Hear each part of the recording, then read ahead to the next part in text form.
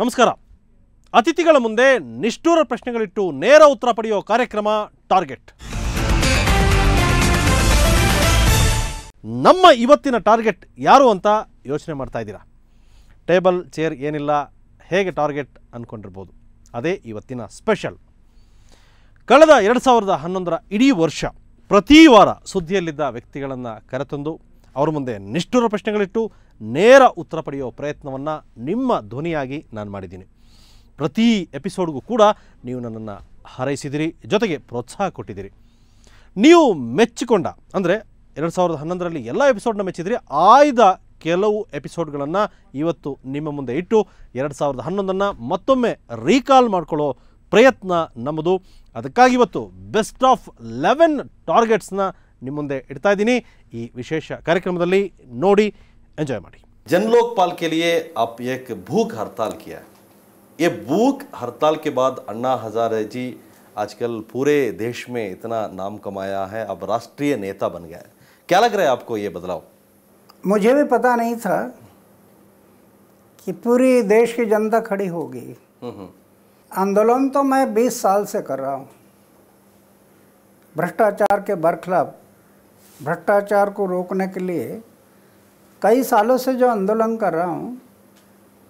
ऐसे एक आंदोलन ये भी था, सिर्फ महाराष्ट्र में आंदोलन करने के बजाय मैं दिल्ली में गया और जंतर मंतर पर बैठ गया. ये जन लोकपाल देश का भ्रष्टाचार का हर समस्या का जवाब हो सकता है? ऐसे मैं नहीं मानता कि 100% भ्रष्टाचार को ये जन लोकपाल बिल रोक सकेगा. ये हमारा भी ये नहीं कह सकता हूँ, लेकिन एक बात है, कम से कम 65-70% करप्शन को जन लोकपाल बिल ब्रेक लगाएगा, गरीब लोगों को न्याय देगा. हाँ, ये मुझे विश्वास हो रहा है. अंग्रेजों से लेकर आज तक जो कानून बनाए वो केंद्रित बनाए. कानून का पालन जनता ने करना और सरकार ने उसके ऊपर नियंत्रण रखना, ऐसे कानून बनाए. जन लोकपाल बिल कानून ऐसा है कि इस कानून का पालन सरकार ने करना और जनता ने उसके ऊपर नियंत्रण रखना, विकेंद्रीकरण. इसके कारण इसका प्रभाव बहुत आएगा. और दूसरा है कि ये जन लोकपाल बिल, जैसे राइट टू इन्फॉर्मेशन, मैं 10 साल लड़ा, 10 साल के बाद ये कानून बन गया. अभी राइट टू इन्फॉर्मेशन से बड़े बड़े घोटाले बाहर आ गए. ತಾವೀಗ ನೇರವಾಗಿ ಶಂಕರ್ ಬಿದ್ರಿಯ ಮೇಲೆ ಆರೋಪ ಮಾಡ್ತಾ ಇದ್ರಿ. ಶಂಕರ್ ಬಿದ್ರಿನೂ ಕೂಡ 4 ದಶಕ ರಾಜ್ಯದಲ್ಲಿ ಕೆಲಸ ಮಾಡಿದ್ದಾರೆ, ಪ್ರಾಮಾಣಿಕ ಮತ್ತು ದಕ್ಷ ಅಧಿಕಾರಿ ಅಂತ ಹೆಸರು ತಗೊಂಡಿದ್ದಾರೆ. ಅವರ ಮೇಲೆ ನಿಮ್ಮ ನೇರ ದಾಳಿ ಯಾಕೆ? ಈ ದೇಶದ ಒಬ್ಬ ಮಾಜಿ ಪ್ರಧಾನಮಂತ್ರಿ ಮೇಲೆ ಚರ್ಚೆ ಮಾಡುವಾಗ COD FIR ರಿಜಿಸ್ಟರ್ ಮಾಡುವಾಗ ಅಧಿಕಾರಿಗೆ ಹೇಳಿ 5 ಜನ ಅಧಿಕಾರಿಗಳು ಈ ವಿಷಯದಲ್ಲಿ ನಾವು ತುಂಬ ಯೋಚನೆ ಮಾಡಬೇಕಾಗತ್ತೆ. ದಾತರ್ ಕಮಿಟಿ ರಿಪೋರ್ಟ್ ಇದೆ, ಕೃಷ್ಣ ಅವ್ರ ಸಂಪುಟ ತೀರ್ಮಾನ ನಿರ್ಣಯ ಇದೆ, ಮಂತ್ರಿಮಂಡಲದ ನಿರ್ಣಯ ಇದೆ. ಇದೆಲ್ಲವೂ ಆದಮೇಲೆ ವಿಧಾನಸಭೆಯಲ್ಲಿ ಚರ್ಚೆ ಮಾಡಿದಾಗ ಏನೇನು ಘಟನೆ ನಡೆದಿದೆ ಇದೆಲ್ಲ ನಾವು ಗಮನಿಸಬೇಕಾಗತ್ತೆ. ಈ ಬ್ಯಾಕ್ಗ್ರೌಂಡಿಂದ ನಾವು ದುಡುಕಬಾರ್ದು ಅಂತ ಹೇಳಿದರೆ, you must register today, I will pass orders. ಯಾರು ಹೇಳಿದಾಗಂತ? ಗೌರವಾನ್ವಿತ ಹಿರಿಯ ಅಧಿಕಾರಿಗಳು, ಅದರ ಮುಖ್ಯಸ್ಥರು ಶ್ರೀಮಾನ್ ಶಂಕರ್ ಬಿದ್ರಿ ಅವರು ಅಷ್ಟೇ. ತಾವು ಒಂದು ಕಮಿಟಿ ಮಾಡಿದಿರಿ, ಅವರ ಅವಧಿಯಲ್ಲಿ ಏನೇನು ತಪ್ಪುಗಳಾಗಿದೆ ಕಂಡುಹಿಡಿಯೋದಕ್ಕೆ ತಾವು ಒಬ್ಬ ವ್ಯಕ್ತಿನ ನೇಮಿಸಿದಿರಿ. ಅದು ಯಾಕೆ ಮಾಡಕ್ಕೆ ಹೊರಟ್ರಿ ತಾವು? ಇವತ್ತೇನು ಹೇಳ್ಕೊಂಡವ್ರಲ್ಲ, ನಾನು ತೆರೆದ ಚಿತ್ರ ಅಂತ ಪುಸ್ತಕ ಅಂತೇಳಿ ಸ್ವಲ್ಪ ದಿನ ಇರಿ, ತೆರೆದ ಪುಸ್ತಕ. ಹಾಗೇನೆ ದೇವೇಗೌಡರು ಕುಟುಂಬಕ್ಕೆ ಏನು ಭಯನೂ ಪಡಲ್ಲ ಅಂತ. ಅಯ್ಯೋ ರಾಮ, ನನಗೆ ನಮ್ಗೆ ಯಾರು ಭಯಪಡ್ತಾರೆ? ಯಡಿಯೂರಪ್ಪನವರು ಇಡೀ ಕುಟುಂಬನೇ ಮುಗಿಸ್ತೀನಿ ಅಂತ, ಪಕ್ಷನೇ ಮುಗಿಸ್ತೀನಿ ಅಂತ ಪ್ರಯತ್ನ ಮಾಡಲಿಲ್ವೇ? ಅವರಷ್ಟು ಜನ ತಾವು ಜೈಲಿಗೆ ಕಳಿಸಿದ್ರಿ. ನಾನು ಯಾರು ಸ್ವಾಮಿ ಕಳಿಸೋದಕ್ಕೆ? ಅಯ್ಯೋ ದೇವ, ನಾನೇನು ಕಳ್ಸೋಕ್ಕಾಗೋದಿಲ್ಲ. ತಾವು ಹಾಗಾದ್ರೆ ಶಂಕರ್ ಬಿದ್ರಿನ ಬೆದರಿಸ್ತಾ ಇಲ್ಲ? ನಾನು ಬೆದರಿಸೋದಲ್ಲ, ಇನ್ನೊಬ್ಬ ಪ್ರಾಮಾಣಿಕ ಅಧಿಕಾರಿ ನನಗೆ ಗೊತ್ತಿರೋದ್ರಿಂದ, ನನ್ನ ಜಿಲ್ಲೆಯಲ್ಲಿ ಅವ್ರು ಕೆಲಸ ಮಾಡಿದ್ರಿಂದ ಅವ್ರಿಗೆ ಅನ್ಯಾಯ ಆಗೋದಾದರೆ I will fight the battle ಅಂತ. ಶಂಕರ್ ಬಿದ್ರಿ ಅವ್ರನ್ನ ಒಬ್ಬ ವೀರಶೈವ ಸಮಾಜಕ್ಕೆ ಸೇರಿದವರು ಅಂತ ಹೇಳಿ ತಾವು ಟಾರ್ಗೆಟ್ ಮಾಡ್ತಾ ಇದ್ದೀರಿ. ಬಂದೆ ಈಗಲೇ ಅಲ್ವೇ, ಬಂದವ್ರು ಮಟ್ಟು ವೀರಶೈವ ಸಮಾಜ ಅಲ್ವೇ ನಾನು ಟಾರ್ಗೆಟ್ ಮಾಡೋದನ್ನ? ಹಿಂದೆ ಶಿವರಾಜ್ ಪಾಟೀಲ್ ನಾನು ಟಾರ್ಗೆಟ್ ಮಾಡೋದನ್ನ? ಇಲ್ಲ. ಈಗ ಯಾರೋ ಒಬ್ಬರು ಇನ್ಚಾರ್ಜ್ ಮಾಡಿದ್ದಾರೆ ಉಪಲೋಕಾಯುಕ್ತನ, ಅವ್ರ ಬಗ್ಗೆ ನಾನು ಏನಾದ್ರು ಒಂದು ಮಾತಾಡಿದ್ದೀನ? ಅಂದರೆ ಎಲ್ಲರೂ ವೀರಶೈವರು, ನಾವೇನು ಮಾತಾಡಲ್ಲ ಅಂತಿರ್ತಾವೆ. ನಮ್ಮ ಸಂತೋಷ್ ಹೆಗ್ಡೆಯವ್ರ ಬಗ್ಗೆ ಕುಮಾರಸ್ವಾಮಿ ಒಂದು ಮಾತು ಸ್ವಲ್ಪ ಚೌಕಟ್ಟು ಮೀರಿ ಮುಂದೆ ಮಾತಾಡಿದಾಗ ನಾನೇ ಐ ಎಕ್ಸ್ಪ್ರೆಸ್ ರಿಗ್ರೆಟ್ಸ್. ಅಲ್ಲ ನೋಡ್ರಿ, ಒಕ್ಕಲಿಗರ ನೇತೃತ್ವ ಸರ್ಕಾರ ಬಂದಾಗ ಒಕ್ಕಲಿಗರು ಮತ್ತು ವೀರಶೈವರು ಅಂದ್ರೆ ಈ ಅಧಿಕಾರಿಗಳನ್ನ ಯಾಕೆ ಡಿವೈಡ್ ಮಾಡ್ತಾ ಇದ್ದಾರೆ?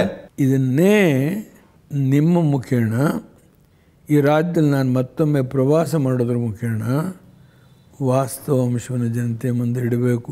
ತಾವು ಮಾಡಿಲ್ವಾ ಹಾಗಾದ್ರೆ ಒಕ್ಕಲಿಗ ಅಧಿಕಾರಿಗಳು? ನೋ, ನಿಮ್ಮ ಕಾಲದಲ್ಲಿ ಆಗಿಲ್ಲ ಹಾಗಾದ್ರೆ? No, I will prove it. ದೇವೇಗೌಡರು ಮುಖ್ಯಮಂತ್ರಿ ಆಗಿದ್ದಾಗ ಯಾವ ಒಕ್ಕಲಿಗರಿಗೆ ಪ್ರಾಶಸ್ತ್ಯ ಕೊಟ್ಟಿಲ್ಲ? ಕೇಳಿ ಸ್ವಾಮಿ, ಭಾಳ ಒಳ್ಳೆ ಪ್ರಶ್ನೆ ಕೇಳಿದ್ರಿ. ನನ್ನ ಮಂತ್ರಿಮಂಡಲದಲ್ಲಿ deputy chief minister is a Lingayat, cooperative minister is a Lingayat, PWD minister is a Lingayat, urban development minister is a Lingayat. ಅಂದ್ರೆ ಈ ರಾಜ್ಯದಲ್ಲಿ ಲಿಂಗಾಯತ ಮತ್ತು ಒಕ್ಕಲಿಗ ಎರಡು ಪ್ರಬಲ ಸಮುದಾಯದವರು ಮಾತ್ರ ಅಧಿಕಾರ ಅನುಭವಿಸಬೇಕಾ? ಹಾಗಾದ್ರೆ ಉಳಿದ ಸಮುದಾಯದವರು ಹುಡುಗರಿಗೆ ಯಾರಿಗೂ ಮಾತಾಡಕ್ಕೆ ಬಿಟ್ಟಿಲ್ಲ ನೀವು? ಅಲ್ಲ, ಹಾಗಾದ್ರೆ ಬೇರೆ ಅವಕಾಶ ಇಲ್ಲ ಹಾಗಾದ್ರೆ ಅವರಿಗೆ. ಲಿಂಗಾಯತರಿಗೆ ಎಂತೆಂಥ ಪೋರ್ಟ್ಫೋಲಿಯೋ ಕೊಟ್ಟೆ, ಅದೇ ಒಕ್ಕಲಿಗರಿಗೆ ಬೈರೇಗೌಡರಿಗೊಬ್ಬರಿಗೆ ಅಗ್ರಿಕಲ್ಚರ್ ಪೋರ್ಟ್ಫೋಲಿಯೋ ಬಿಟ್ಟು ಇನ್ಯಾರಿಗೂ ಕೊಡಲಿಲ್ಲ. ಎರಡನೇ ಬಾರಿ ಬಿಜೆಪಿಯ ರಾಜ್ಯಾಧ್ಯಕ್ಷರಾದ ನಂತರ ಈಶ್ವರಪ್ಪ ಬಿಜೆಪಿ ಪಾರ್ಟಿ ಅಧ್ವಾನದತ್ತ ಸಾಗ್ತಾ ಇದೆಯೋ ಹೊರತು ಯಾವುದೇ ಉದ್ಧಾರವಾಗುವ ಲಕ್ಷಣಗಳು ಇಲ್ಲಿ ಕಾಣ್ತಾ ಇಲ್ಲ. ನಿಮ್ಮ ಅಧಿಕಾರ ದಾಹ, ನಿಮ್ಮ ಭ್ರಷ್ಟಾಚಾರ ಮತ್ತು ಆಡಳಿತ ದುರುಪಯೋಗ, ಇದಿಷ್ಟೇ ನೀವು ರಾಜ್ಯದಲ್ಲಿ ಮಾಡಿದ್ದು. ನೀವು ಹೇಳಿದಷ್ಟೇ ಕೇಳಕ್ಕೆ ನಾನು ಕೂತಿಲ್ಲ. ದೇಶದಲ್ಲಿ ಏನು ನಡೀತಾ ಇರೋ ಒಂದು ರಾಜಕೀಯ ಪಕ್ಷ, ರಾಷ್ಟ್ರೀಯ ನಾಯಕ ಪಕ್ಷ ನಮ್ಮದು.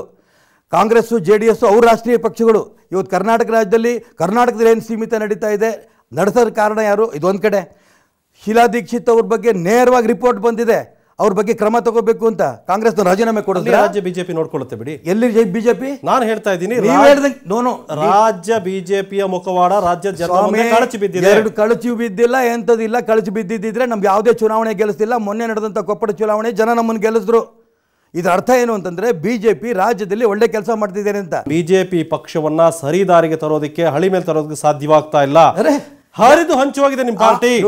ಹಾಗೆ ಹತಾಶರಾಗಿ ತಾವು ಆಕ್ರೋಶ ಭರಿತ ಈ ಮಾತುಗಳನ್ನು ಆಡ್ತಾ ಇದ್ದೀರಿ. ಭ್ರಮೆನಲ್ಲಿದ್ದೀರಿ ನೀವು. ನಾನಲ್ಲ, ನೀವು ಭ್ರಮೆನಲ್ಲಿ. ಯಾಕೆ ಗೊತ್ತಾ ಹೇಳ್ತಿರೋದು?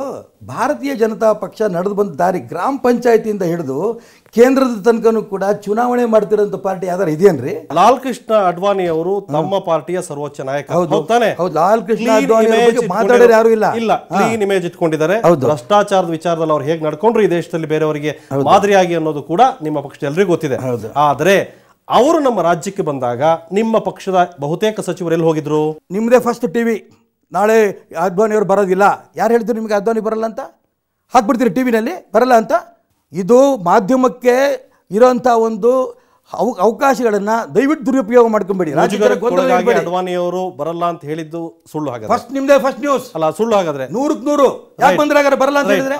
ಬಂದ ಮೇಲೂ ಕೂಡ ರಾಜ್ಯಕ್ಕೆ ಅಡ್ವಾಣಿಯವರು ಯಾವ ರೀತಿ ಬಂದು ಹೋದ್ರು, ಆಮೇಲೆ ಬರ್ತೀನಿ ನಾನು. ಎಷ್ಟು ಮುಜುಗರ ಅನುಭವಿಸಿದ್ರು ಅನ್ನೋದು ಮಟ್ಟಿಗೆ ರಾಜ್ಯದಲ್ಲಿ ಸ್ವಲ್ಪ ತಡ್ರಿ. ತಾವು ಅಡ್ವಾಣಿಯವರನ್ನ ಸಮರ್ಥಿಸ್ಕೋತೀರಿ ಅಂತ ಅನ್ಕೊಂಡಿದ್ದೆ ನಾನು. ಅಡ್ವಾಣಿ ಸ್ವಾಮಿ ನಮ್ ದೇವರಿದ್ದಂಗೆ ಅವರು. ಕರೆಕ್ಟ್. ಅಂತವ್ರ ವಿಚಾರದಲ್ಲಿ ನೀವಿಲ್ಲ ಅಡ್ಡದಾರಿ ಹೋಗ್ತಾ ಇದ್ದೀರಿ. ನನಗೆ ಎಲ್ಲೆಲ್ಲಿ ಸುದ್ದಿ ನ್ಯೂಸ್ ಕೊಡಬೇಕು ಅಂತ ನಮ್ಮ ಪತ್ರಕರ್ತ ಗೌರವ ಇದೆ. ಬರ್ರಪ್ಪ ಅಂತ ಕರಿತೀನಿ. ಇವರೇ ಬಂದರು. ನಾನು ಕೇಶವ ಕೃಪಾಗೆ ಹೋಗಿದ್ದೆ. ನಮ್ಮ ಹಿರಿಯರು ಮಾರ್ಗದರ್ಶನ. ಅಲ್ಲಿ ಹೋಗಿ ಬರ್ತಿದ್ದಂಗೆ ಬಂದು ನಿಂತ್ಕೋತಾರೆ. ಅಪ್ಪ ಬೇಡಯ್ಯ, ನಾವು ಸುದ್ದಿ ಕೊಡ್ಬೇಕಾದ್ರೆ ಕರಿತೀವಿ ಕಣ್ರಿ ಅಂತಂದರೆ ಇವರೇನು ಸೀದಾ ಬೆಡ್ರೂಮ್ ತನಕ ಬಂದುಬಿಡೋದ? ಯಾರು ಕರೆದಿದ್ರು ಅವರಿಗೆ? ಇದನ್ನು ಹೇಳಿದ್ರೆ ನಿಮ್ಮ ಸುವರ್ಣ ಟಿವಿನಲ್ಲಿ ರಿಪೋರ್ಟ್ಗಳು ಬರುತ್ತೆ. ಈಶ್ವರಪ್ಪನವ್ರಿಗೆ ಎಚ್ಚರಿಕೆ, ಈ ರೀತಿಯಲ್ಲಿ ಮಾಡೋದೆಲ್ಲ ಶಿಸ್ತಿನ ಪಾರ್ಟಿ ನಾಯಕರು. ನಿಮ್ಮನ್ನು ನಿಮ್ಮ ಸುವರ್ಣ ಟಿವಿ ನೋಡಿಕೊಂಡು ನಾನು ಶಿಸ್ತು ಕಲಿ ಅಂತ ಅವಶ್ಯಕತೆ ಇಲ್ಲ. ನನಗೆ ಸಂಘಟನೆ ಕಲಿಸ್ಕೊಟ್ಟಿದೆ ಎಷ್ಟರ ಮಟ್ಟಿಗೆ ಶಿಸ್ತಲ್ಲಿ ಇರಬೇಕು ಅಂತ. ನಾನು ನಿಮ್ಮನಿಗೆ ಗೌರವದಿಂದ ಪ್ರಾರ್ಥನೆ ಮಾಡ್ತೇನೆ. ಈ ಒಂದು ಸುವರ್ಣ ಟಿವಿನ ನೀವು ಒಂದು ರಾಜಕೀಯ ಪಕ್ಷವಾಗಿ ಕಾಂಗ್ರೆಸ್ಗೋ JDS ಜೊತೆಗೆ ಹೋಗಬೇಕು ಅನ್ನೋದಾದ್ರೆ ಹೋಗಿ. BJPನ ವಿರೋಧ ಮಾಡೋಕ್ಕೆ ನಿಮ್ಗೆ ಅವಕಾಶ ಇದೆ, ಮಾಡಿ. ಆದರೆ BJPನಲ್ಲಿ ಈಶ್ವರಪ್ಪ ಎಲ್ಲಿ ಹೋಗಬೇಕು ಅನ್ನೋದು ನಿಮ್ಗೆ ಕೇಳ್ಕೊಂಡು ಹೋಗ್ಬೇಕಾ? ಈಗ ಒಂದು ಚಿಕ್ಕ ಬ್ರೇಕ್ನ ನಂತರ ಬೆಸ್ಟ್ ಆಫ್ ಟಾರ್ಗೆಟ್ಸ್ ಮುಂದುವರಿಯುತ್ತೆ.